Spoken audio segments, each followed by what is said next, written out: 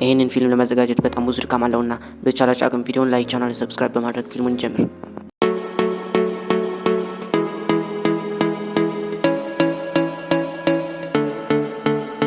ፊልም የሚጀምረው በሀገር ማልታ ሲሆን አንድ አሳ አጥማጅ በትንሽ ጀልባ ይወጣና በጥንቃቄ ክፍት ወደሆነ ባህር በቀጭን ስንጥቅ ማለፍ ያልፋል። የተወሰኑ ደቂቃዎች ከተጓዙ በኋላ የአየር ጠባይ ድንገት ይለወጥና ከየት መጣ ሳይባል ጥቅጥቅ ያለ ጉም ይሸፍነዋል። ሰውየው የሚያየው ነገር ችላ በማለት ወደ መጣበት ለመመለስ ይወስናል። ነገር ግን ጀልባው ከሆነ ነገር ስለተጋጨ ጀልባው በኃይለኛ ይንቀጠቀጣል። ለትንሽ ቢወድቅ ቢልም እንደምንም ብሎ ሚዛኑን ያስተካክለዋል። ብዙም ሳይቆይ አሳ አጥማጁ ትልቅ የሆነ ጀልባ በአጠገቡ ሲያልፍ ይመለከታል። ወደ እሱ ሲቃረብ ጀልባው ላይ የተጻፈው ስም ያነበዋል። ኢዮሌስ የሚል ሲሆን በተደጋጋሚ ጀልባው ላይ ያለው ሰው ቢጣራ ማንም ሊመልስለት አልቻለም።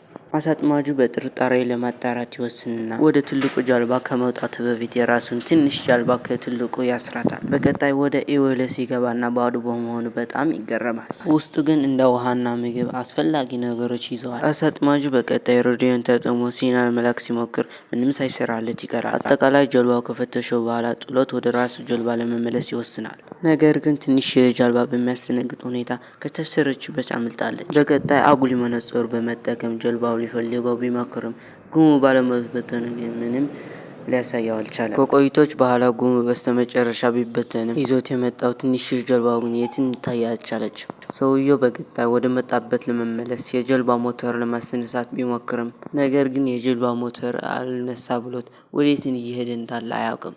አሳ አጥማጁ ከዚህ በመቀጠል ወደ ውስጥ ይመለስና በድንገት የመታጠቢያ በር በራሱ ሲዘጋ ይመለከታል። አሳ አጥማጁ ብዙም ግድ ሳይሰጠው በውስጥ የነበረው ካርታ አንስቶ የት እንዳለ ለማወቅ ብቻ ይጥራል። ይህን ተከትለው አሳ አጥማጁ ወደ ውስጥ ገብቶ ሞተሩን ለመጠገን ይሞክራል። ከተወሰኑ ደቂቃዎች በኋላ ሞተሩን ይሰራውና ጀልባውን ማንቀሳቀስ ይጀምራል። ይህን ካደረገ ከሞት እንደተረፈና እድሉን እንዳለው ራሱ ይነግረዋል።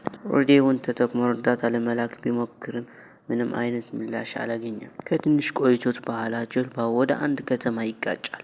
አሳ አጥማጁን ሮጦ ወደ መሬቱ ሲወጣ መጀመሪያ የተበከሰበት ቦታ መሆኑን ይረዳል። ከቅርብ ጊዜ የጠፋችው የራሱን ጀልባ ሲያያት በጣም ይገረማል። ፊልማችን በዚህ ያበቃል። ፊልሙን ከተመቻችሁ ቪዲዮውን ላይክ፣ ቻናሉን ሰብስክራይብ በማድረግ ደግፉኝ። በቀጣይ ቪዲዮ እስከምንገናኝ ድረስ ይመቻችሁ።